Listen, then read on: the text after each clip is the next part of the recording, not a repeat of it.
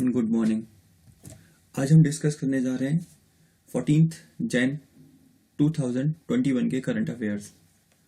ये current affairs को हम अलग अलग न्यूज़पेपर जैसे द हिंदू, इंडियन एक्सप्रेस व पीआईबी से कलेक्ट करके आपके सामने लाते हैं, जिसमें उन सभी खबरों को शामिल किया जाता है जो हमारी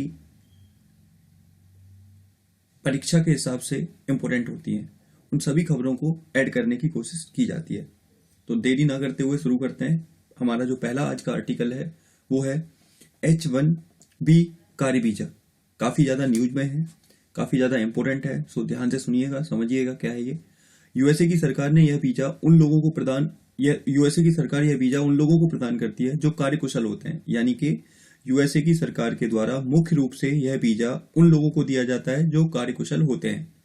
और अभी क्या किया है, हाल में ही एक बार फिर संशोधित करते हुए यह वीजा उन लोगों को देने की बात की है जो विज्ञान, प्रौद्योगिकी, गणित आदि क्षेत्रों में कुशल हो। यानी कि अब अमेरिका की सरकार उन्हीं लोगों को अपने यहाँ पर आमंत्रित करेगी जो किसी न किसी फील्ड में महारत हासिल कर चुके हों या जिन्हें किसी न किसी क्षेत्र की विशेष योग्यता हो, जिनके पास, उन्हीं को यह वीजा प्रदान किया जाएगा। तो याद रखना है H1B वीजा किस देश से संबंधित है, तो यह अमेरिका से संबंधित है। अगला जो हमारा टॉपिक है वो है सुल्तानपुर नेशनल पार्क के बारे में। सुल्तानपुर नेशनल पार्क जानने की कोशिश करेंगे। देखो, हाल में ही बर्ड फ्लू का प्रकोप हमारे देश के कई विभिन्न हिस्सों में देखने को मिला, जिसकी आशंका सुल्तानपुर नेशनल पार्क पर भी देखने को मिल रही थी। इसी वजह से सुल्तानपुर नेशनल पार्क को निगरानी की सूची में रख दिया गया है। और यह है कहाँ? यह हरियाणा के गुरुग्राम में स्थित है। इसे 1991 में राष्ट्रीय पार्क का दर्जा दिया गया था। यह अनेक प्रकार के प्रवासी पक्षियों का घर है, यह आपको याद रख लेना है। सुल्तानपुर नेशनल पार्क अनेक प्रकार के प्रवासी पक्षियों का घर है। एक और बात आपको याद रखनी है, यहाँ कालेसर राष्ट्रीय पार्क भी मौजूद है। ठीक है, यहाँ पर यानी कि हरियाणा में कालेसर राष्ट्रीय पार्क भी मौजूद है जो कि यमुनानगर में स्थित है। यह भी आपको याद रखना है। और इसके सीएम है हरियाणा के सीएम है मनोहर लाल खट्टर जी। मैं गवर्नर यहाँ पे लिखना भूल गया हूँ, तो वो मैं बाद में लिख दूंगा। ठीक है, चलिए अगला जो हमारा टॉपिक है वो है रिकॉलिंग ब्लैक होल। ध्यान से समझने की कोशिश कीजिए। ये काफी कॉम्प्लिकेटेड टॉपिक है। रिकॉलिंग ब्लैक होल, देखो होता क्या है, ब्लैक होल का मतलब क्या होता है? एक ऐसी संरचना जिसका गुरुत्वाकर्षण बहुत ज्यादा हो, इतना ज्यादा हो उसका ग्रेविटाइजेशन फोर्स कि उसमें से लाइट भी पार ना हो सके, ऐसी संरचना को क्या बोलते हैं? ब्लैक होल बोलते हैं। और यह संरचना मुख्य रूप से कहां बनती है? अंतरिक्ष में बनती है। तो फिर यह क्या है रिकॉलिंग ब्लैक होल? देखो होता क्या है, जब दो ब्लैक होल आपस में टकरा जाते हैं और ऐसे सबमर्ज हो जाते हैं आपस में आकर एक दूसरे के ऊपर सबमर्ज हो जाते हैं, तो इस इंसिडेंट को या इस प्रक्रिया को रिकॉलिंग ब्लैक होल के नाम से जाना जाता है। यह आपको अच्छे से याद रखना है। अब यहां पे क्या बताया जा रहा है? यह अंतरिक्ष का ऐसा क्षेत्र है जो अत्यधिक गुरुत्वाकर्षण के कारण प्रत्येक चीज को अपनी ओर आकर्षित कर लेता है। ऐसा माना जाता है कि प्रत्येक आकाशगंगा के मध्य में एक ब्लैक होल होता है, लेकिन यह एविल गैलेक्सी में नहीं पाया गया है। यानी कि अभी खबरों में क्यों है? तो खबरों में रहने के पीछे इसका रीजन है कि एक हमारी अंतरिक्ष में एविल गैलेक्सी है, उसके अंदर ब्लैक होल नहीं पाया गया है। और ऐसा माना जाता है कि प्रत्येक आकाशगंगा में एक ना एक ब्लैक होल होता है, लेकिन एविल गैलेक्सी में हाल में ही जो खोज हुई है, जो अभी हाल में ही बेसिकली आप कह सकते डिस्कवरी हुई है, उसमें यह पाया गया है कि एविल गैलेक्सी में किसी प्रकार का कोई ब्लैक होल नहीं है। अब देखो क्वेश्चन उठता है ऐसा क्यों है? तो ऐसी संभावना व्यक्त की जा रही है कि दो ब्लैक होल के आपस में टकराने के कारण यह किनारे हट गया होगा। इसी कारण इसे रिकॉलिंग ब्लैक होल कहा गया है। यानी कि मैंने अभी जो आपको बताया कि कैसे आपस में दोनों एक दूसरे से टकरा गए और साइड में हो गए होंगे, इसी वजह से वैज्ञानिक ये पता नहीं कर पा रहे हैं कि एविल जो गैलेक्सी है उसके अंदर ब्लैक होल है या नहीं है। बस लेकिन आपको बस थोड़ा सा ब्लैक होल के बारे में पता रखना है। अगला जो हमारा टॉपिक है वो है legal entity identifier system. Very very important है। क्या है ये? Legal entity identifier system. देखो हुआ क्या था, 2008 में जब एक बार फिर महामंदी का शिकार विश्व हुआ था, विश्व के सामने एक बार फिर महामंदी आई थी, तो ऐसे में फाइनेंशियल ट्रांजैक्शन करने के लिए लीगल एंटिटी आइडेंटिफायर सिस्टम को डेवलप किया गया था। किसके द्वारा? इंटरनेशनल ऑर्गेनाइजेशन फॉर स्टैंडर्डाइजेशन के द्वारा इसमें बनाया गया था। तो अब हाल में ही ये क्यों न्यूज में है? तो इसका रीजन है, आरबीआई ने यह घोषणा की है कि प्रत्येक 50 करोड़ के लेन देन पर एलईआई यानी कि legal entity identifier system number होना आवश्यक है। यानी कि अब आरबीआई ने कहा है कि जो भी 50 करोड़ की ट्रांजैक्शन होंगी, लेन देन होगा, उस पर इसका नंबर, इस सिस्टम का नंबर होना जरूरी है। और यह है क्या? तो यह एलईआई 20 अंकों का प्रमाण होता है, यानी कि 20 अंकों का एक नंबर होता है जिसे इंटरनेशनल ऑर्गेनाइजेशन फॉर स्टैंडर्डाइजेशन के द्वारा बनाया गया है। इसका मुख्य उद्देश्य अंतर्राष्ट्रीय स्तर पर वित्तीय लेन देन को प्रभावी बनाना है, यानी कि अंतर्राष्ट्रीय स्तर पर वित्तीय लेन देन को प्रभावी, कुशल बनाने के लिए इस लीगल एंटिटी आइडेंटिफायर सिस्टम को डेवलप किया गया है, जो आपके दिमाग में रहना चाहिए। अगला जो हमारा टॉपिक है वो है हेलियोफिजिक्स मिशन। ये क्या है हेलियोफिजिक्स मिशन? ये भी काफी न्यूज में है अभी। हेलियोफिजिक्स मिशन नासा के द्वारा हाल में ही सूर्य के अन्वेषण के लिए 2 मिशनों को भेजने की बात की गई है। यानी कि बस इतना याद रखिएगा, हेलियोफिजिक्स मिशन किस देश से संबंधित है? तो आपको याद रखना यह अमेरिका से संबंधित है, क्योंकि नासा अमेरिका की कंपनी है, तो अमेरिका से संबंधित है और ये नासा भेजने वाला है। और इसका मुख्य कार्य क्या होगा कि इससे सूर्य का अध्ययन किया जाएगा, यानी कि इससे सूर्य के अध्ययन में मदद ली जाएगी, सूर्य का अध्ययन किया जाएगा, जिससे कि सूर्य के बारे में और हमें पता लगा जा सके और आगे जो हम मिशन भेजें वो सटीक, कुशल और व्यवस्थित हो। इसलिए हेलियोफिजिक्स मिशन को नासा के द्वारा भेजा जा रहा है। अगला जो हमारा काफी इंटरेस्टिंग आर्टिकल है, काफी इंपोर्टेंट आर्टिकल है, वो है खादी प्राकृतिक पेंट। Very very important. अभी आपने देखा होगा एशियन पेंट, बर्जर पेंट और आपके बहुत सारे पेंट की कंपनियां आती हैं। तो उसी में भारत सरकार के एक khadi and village industry commission के द्वारा एक अपना ही अचीवमेंट स्थापित किया गया, जिसमें खादी प्राकृतिक पेंट बनाया है। हाल में ही केंद्रीय मंत्री नितिन गडकरी ने इसे लॉन्च किया है। जो हमारे एमएसएमई मंत्री हैं नितिन गडकरी जी, उन्होंने इस खादी प्राकृतिक पेंट को लॉन्च किया है। और इसकी सबसे बड़ी बात, इसे गाय के गोबर से बनाया गया है। इसे khadi and village industry commission के द्वारा बनाया गया है, कमीशन के द्वारा बनाया गया है। साथ ही बीआईएस ने इसे प्रमाणित भी कर दिया, यानी कि बीआईएस ने अब इसे प्रमाणित भी कर दिया है कि यह पेंट हमारे घरों में आसानी से इस्तेमाल किया जा सकता है। अब देखो यहां पर एक अपने आप में ही काफी बड़ी बात है कि गाय के गोबर से बनाया जा रहा है। यानी कि अभी तक क्या होता था कि गाय को जैसे ही वो बूढ़ी हो जाती थी तो उनको बेसिकली आप कह सकते हो कि कटने के लिए भेज दिया जाता था या मार दिया जाता था। लेकिन अब जिस तरीके से वर्तमान में इनके जो इनका वेस्ट है उसका भी काफी इस्तेमाल किया जा रहा है, चाहे वो आपका पेंट बनाने में हो, चाहे वो गोबर गैस बनाने में हो, या फिर मेन्योर बनाने में हो। तो हम कह सकते हैं कि जो हमारी कैटल्स हैं, जो हमारे पशु हैं, वो हमारी एक पूंजी है अगर हम इसे बना के रखना चाहते हैं। हमारे राज्य के नीति निर्देशक तत्व भी इसी बात पर इशारा करते हैं कि हमें दुधारू पशुओं की रक्षा करनी चाहिए। तो ये आपको याद रखना है, खादी प्राकृतिक पेंट, जिसको अभी हाल में ही लॉन्च किया है हमारे एमएसएमई मंत्री श्री नितिन गडकरी जी ने, और इसे बनाया है khadi and village industry commission के द्वारा इसे बनाया गया है। अगला जो हमारा टॉपिक है वो है पढ़ना लिखना अभियान। अगेन इंपोर्टेंट, ध्यान से सुनिएगा।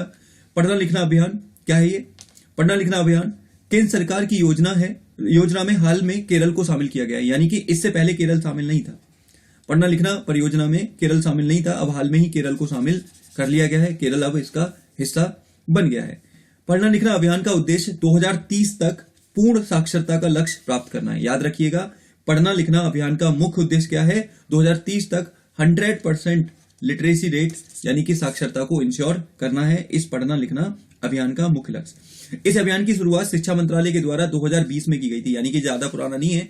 पिछले साल ही इस पढ़ना लिखना अभियान की शुरुआत की गई थी। किसके द्वारा? तो हमारे जो अभी शिक्षा मंत्री हैं, जिनका नाम है रमेश पोखरियाल निशंक जी, उनके द्वारा इसकी शुरुआत की गई थी, पढ़ना लिखना अभियान, जिसमें हाल ही केरल को शामिल किया गया है। अगला जो हमारा टॉपिक है यूएसए की आतंकवाद को नामित करने वाली सूची। यानी कि यूएसए की एक सूची है जिसमें यूएसए उन देशों को आतंकवाद की सूची में शामिल करता है जिसमें उसे लगता है कि यह देश आतंकवाद को बढ़ावा दे रहे हैं। तो क्या हुआ है, अभी हाल में यूएसए ने इस सूची में क्यूबा को शामिल किया है, जबकि दक्षिणी सूडान को बाहर किया है। यानी कि दक्षिणी सूडान को बाहर किया और क्यूबा को इसमें शामिल कर लिया। ये आपके दिमाग में रहना चाहिए कि किस देश को बाहर किया है और किस देश को अंदर किया है। क्यूबा कैरेबियन सागर का सबसे बड़ा द्वीप है, ये आपको याद रखना है, जिसकी राजधानी हवाना है। इस देश को चीनी का कटोरा भी कहा जाता है, यानी कि चीनी का कटोरा कहा जाता है, और इसकी मुद्रा क्या है? पैसो है। ये आपको याद रखना है। किसके बारे में? क्यूबा के बारे में। ठीक है, दोबारा बोल रहा हूं, अमेरिका ने हाल में ही क्यूबा को अपनी आतंकवाद नामित करने वाली सूची में शामिल किया है, जबकि सूडान को इससे बाहर कर दिया है। ये आपके दिमाग में रहनी चाहिए। अगला हमारा टॉपिक है भारत की नई विदेश व्यापार नीति। क्या है ये? भारत की नई विदेश व्यापार नीति के बारे में भारत सरकार ने 1 अप्रैल 2021 से इसे 5 वर्षों के लिए लागू किया है, यानी कि ये 5 साल के लिए होगी, 5 ईयर्स के लिए होगी और 5 साल के लिए इसे लागू किया गया है भारत सरकार के द्वारा। इस नीति का लक्ष्य भारत को अंतर्राष्ट्रीय व्यापार के क्षेत्र में नई पहचान दिलाना है, यानी कि इस नीति का मुख्य लक्ष्य है कि भारत अंतर्राष्ट्रीय व्यापार में भारत की भूमिका बढ़े, भारत का आकार बढ़े, भारत का रोल बढ़े। इसलिए इस नई विदेश व्यापार नीति को लागू किया गया है भारत सरकार के द्वारा। और कितने साल के लिए? दिस इज इंपोर्टेंट, तो वो 5 साल के लिए लागू किया गया है। अगला हमारा जो टॉपिक है वो है कायाकल्प अवार्ड। ध्यान से सुनिएगा, कायाकल्प अवार्ड। यह अवार्ड स्वास्थ्य एवं परिवार कल्याण मंत्रालय के द्वारा दिए जाते हैं। अगेन इंपोर्टेंट लाइन, यह अवार्ड स्वास्थ्य एवं परिवार कल्याण मंत्रालय के द्वारा दिए जाते हैं। इस अवार्ड की शुरुआत 2015 में हुई। इसका मुख्य उद्देश्य सार्वजनिक स्वास्थ्य सुविधा के क्षेत्र में स्वच्छता को बढ़ावा देना है। अब ध्यान से समझिएगा, मैं आपको समझाने की कोशिश करता हूं। यह है क्या? इस अवार्ड की स्थापना 2015 में की गई। इसका मुख्य उद्देश्य यह है कि अस्पतालों में किस प्रकार स्वच्छता को इंश्योर किया जाए, किस प्रकार क्लीननेस को इंश्योर किया जाए, इसलिए इन अवार्ड की शुरुआत की गई। इसमें हर साल स्वास्थ्य मंत्रालय यह अवार्ड देता है और उस अस्पताल को रैंकिंग दी जाती है जिसने सबसे अच्छा स्वच्छता के क्षेत्र में काम किया है। तो आपको याद रखना है, कायाकल्प अवार्ड किस क्षेत्र में दिए जाते हैं? तो स्वच्छता के क्षेत्र में दिए जाते हैं। और किसके द्वारा? तो यह स्वास्थ्य एवं परिवार कल्याण मंत्रालय के द्वारा दिए जाते हैं। अगला जो हमारा टॉपिक है, वन प्लानेट समिट। ध्यान से सुनिएगा, वन प्लानेट समिट। इस सम्मेलन का आयोजन 11 जनवरी 2021 को फ्रांस के द्वारा संयुक्त राष्ट्र संघ व विश्व बैंक की मदद से आयोजित किया गया। यानी कि वन प्लानेट समिट का आयोजन फ्रांस के द्वारा, किसके द्वारा? फ्रांस के द्वारा संयुक्त राष्ट्र संघ व विश्व बैंक की मदद से किया गया। और ये क्यों किया जाता है? तो आपको याद रखना है कि जो पेरिस समझौता हुआ था उसको, उसकी जो नियम सीमा थी, उसकी बेसिकली याद दिलाने के लिए इस वन प्लानेट समिट का आयोजन किया जाता है। इसका 4था संस्करण था जिसकी theme let's act together for nature रखी गई। यानी कि इसकी जो थीम थी वो क्या है? Let's act together for nature रखी गई। इस सम्मेलन में जैव विविधता के संरक्षण पर बल दिया गया और यह बताया गया कि किस तरह जलवायु परिवर्तन के कारण हमारी जैव विविधता प्रभावित हो रही है। तो ये सारी बातें इसमें कही गई हैं। अगला जो हमारा टॉपिक है वो है H3 रॉकेट। ध्यान से सुनिएगा, H3 रॉकेट क्या है? ये जापान की अंतरिक्ष एजेंसी ने इस रॉकेट को लॉन्च किया है, यानी कि इस रॉकेट को लॉन्च किया है, बल निर्माण किया है। ये आपको याद रख लेना है, किसने? जापान की अंतरिक्ष एजेंसी ने H3 रॉकेट को लॉन्च किया है। जापान एरोस्पेस एक्सप्लोरेशन एजेंसी ने इसे लॉन्च किया है, जिसे हम जाक्सा के नाम से जाना जाता है, जिसे हम जाक्सा के नाम से जानते हैं। ये आपके दिमाग में बात रहनी चाहिए, जाक्सा। अगला जो हमारा टॉपिक है वो है लॉन्चर अलायंस। ध्यान से सुनिएगा, वेरी वेरी इंपॉर्टेंट है। किसी न किसी एग्जाम में मैं एक्सपेक्ट करता हूं ये क्वेश्चन पूछा जाएगा। लॉन्चर अलायंस क्या है? अंतरिक्ष स्वायत्ता को बढ़ावा देने के लिए यूरोपीय संघ इसे बनाने जा रहा है। यानी कि अब आपसे पूछेगा कि हाल ही चर्चा में रहा लॉन्चर अलायंस किस संगठन के द्वारा बनाया गया है या किस संगठन से संबंधित है? तो आपको याद रखना है यह यूरोपीय संघ से संबंधित है। कुछ यूरोपीय संघ के बारे में। यूरोपीय संघ यूरोपीय देशों का संगठन है। इस संगठन की स्थापना 1992 में maastricht संधि के तहत की गई थी। इस संगठन का मुख्यालय बेल्जियम की राजधानी ब्रुसेल्स में है और हाल में ही ब्रिटेन के बाहर हो जाने के कारण इसकी जो सदस्य संख्या है वो कितनी है? 27 है। कि वर्तमान में इसमें 27 सदस्य हैं और ब्रिटेन अब पूर्ण रूप से बाहर हो गया है। किससे? यूरोपियन यूनियन से, यानी कि यूरोपीय संघ से। ये भी आपको याद रख लेना है। अगला जो टॉपिक है हमारा वो है eco man of India. Again important, आपने अभी सुना होगा ट्री मैन ऑफ इंडिया, फिर आपका वाटर मैन ऑफ इंडिया, फिर आपका वर्ड मैन ऑफ इंडिया। तो इसी तरह भारत में एक नए व्यक्ति हैं जिनका नाम है इको मैन ऑफ इंडिया, जिन्हें इको मैन ऑफ इंडिया के नाम से जाना जाता है। और ये कौन है? जीशान खान जी है, को इस नाम से जाना जाता है या इस नाम से संबोधित किया जाता है। कौन? जीशान खान जी को। उन्होंने सतत विकास को लेकर विशेष पहल की शुरुआत की है। यानी कि ये कहने को एक यंग एज आप कह सकते हो कि एंटरप्रेन्योर है, जिन्होंने बेसिकली सतत विकास को बढ़ावा देने के लिए काफी हद तक काम किया, काफी अच्छा काम किया। इसी वजह से इन्हें इको मैन ऑफ इंडिया के नाम से जाना जाता है, जिनका नाम है जीशान खान जी। अगला टॉपिक है हमारा टेस्ला का भारत में रिसर्च संस्थान। आपने सुना होगा, न्यूज़पेपर देखे होंगे, न्यूज कटिंग्स देखी होंगी कि किस तरह एलन मस्क ने यह घोषणा किया कि वो भी भारत के बाजार में एंटर करने वाले हैं। तो इसी की शुरुआत करते हुए क्या किया है टेस्ला भारत के बेंगलुरु में अपना अनुसंधान केंद्र स्थापित कर रहा है, यानी कि टेस्ला भारत के बेंगलुरु में, यानी कि कर्नाटक के बेंगलुरु में अपना क्या कर अनुसंधान केंद्र स्थापित कर रहा है। ये आपको याद रख लेना है। इस कंपनी की शुरुआत 1 जुलाई 2003 में की गई थी एलन मस्क व साथियों के द्वारा, और इसके एलन मस्क ही इसके सीईओ भी हैं। तो ये आपको पता रखना है। कहां पे आ रही है ये? तो बेंगलुरु, कर्नाटक के बेंगलुरु में टेस्ला का आगमन हो रहा है। अगला हमारा जो टॉपिक है वो है राष्ट्रीय ऊर्जा संरक्षण पुरस्कार 2020। ध्यान से सुनिएगा, राष्ट्रीय ऊर्जा संरक्षण पुरस्कार 2020। भारतीय रेलवे इस क्षेत्र में क्या कर रहा है? भारतीय रेलवे को ऊर्जा संरक्षण के क्षेत्र में 13 अवार्ड इन्हें मिले हैं, 13 अवार्ड इन्होंने जीते हैं। यह अवार्ड परिवहन, इमारत एवं प्रबंधन के क्षेत्र में प्राप्त हुए हैं, यानी कि यह अवार्ड किसमें मिले? परिवहन के मामले में, इमारतों के मामले में, प्रबंधन के मामले में भारतीय रेलवे को यह अवार्ड मिले हैं। और इनकी संख्या कितनी है? तो आपको याद रखना है, इनकी संख्या 13 है। यह award bureau of energy efficiency के द्वारा प्रदान किए जाते हैं, ये भी याद रखना है। ब्यूरो ऑफ एनर्जी एफिशिएंसी के द्वारा यह अवार्ड दिए जाते हैं। और एक और इंपोर्टेंट चीज, हाल में ही सुनीत शर्मा को रेलवे बोर्ड का सीईओ बनाया गया है, ये भी इंपोर्टेंट है। कुछ ही दिन पहले ही ये सुनीत शर्मा जी को रेलवे बोर्ड का सीईओ बनाया गया है, ये आपको याद रख लेना है अच्छे से। अगला जो हमारा टॉपिक है वेरी वेरी इंपोर्टेंट, आपको पता होगा 2020 के आखिरी महीनों में टीआरपी को लेकर काफी बवाल हुआ था। कई चैनलों पर आरोप लगा था कि उन्होंने फेक टीआरपी जनरेट किए। तो इसी को ध्यान में रखते हुए भारत सरकार ने शशि शेखर वेम्पति समिति का निर्माण किया था, जिसके अध्यक्ष शशि शेखर वेम्पति जी थे। पिछले साल भारत सरकार ने टेलीविजन रेटिंग पॉइंट के लिए दिशा निर्देश देने के लिए इस समिति का गठन किया था। ठीक है। और हाल ही इस समिति ने सूचना एवं प्रसारण मंत्रालय को अपनी रिपोर्ट सौंप दी है, यानी कि इस समिति ने अपनी रिपोर्ट सूचना एवं प्रसारण मंत्रालय को सौंप दी है। ठीक है, ये आपको याद रख लेना है। शशि शेखर वेम्पति समिति किससे संबंधित है? तो यह टीआरपी से संबंधित है, टीआरपी से संबंधित है, ये आपके दिमाग में रहनी चाहिए बात। शशि शेखर वेम्पति क्या है? वर्तमान में प्रसार भारती के सीईओ हैं ये इनके बारे में भी थोड़ा पता होना चाहिए आपको कि ये हैं कौन। अगला हमारा जो टॉपिक है वो है भारत की पहली स्वदेशी मशीन पिस्तौल। अगेन इंपोर्टेंट, हम किस तरह मेड इन इंडिया की तरफ बढ़ रहे हैं। हमारे जो संस्थान हैं, जो हमारी चीजें हैं, वो काफी तेजी से काम कर रही हैं और मेड इन इंडिया की पहल को बढ़ावा दिया जा रहा है। तो उसी में एक और कारनामा करके दिखाया है किसने? डीआरडीओ ने। इसका निर्माण डीआरडीओ तथा भारतीय सेना के द्वारा किया गया है। अपने आप में गौरव करने वाली बात है कि डीआरडीओ और भारतीय सेना ने मिलकर स्वदेशी मशीन पिस्तौल की स्थापना की है। इस पिस्तौल की रेंज कितनी है? तो 100 मीटर है, ये भी आपको याद रख लेना है। अगला हम बात करते हैं, हमारा जो आज का लास्ट टॉपिक है वो है बसंत दादा नगरी सहकारी बैंक। क्या है ये? बसंत दादा नगरी सहकारी बैंक। आरबीआई ने हाल में ही इस सहकारी बैंक का लाइसेंस रद्द कर दिया है, यानी कि आरबीआई के द्वारा, भारतीय रिजर्व बैंक के द्वारा क्या किया गया है कि इस सहकारी बैंक का लाइसेंस रद्द कर दिया गया है।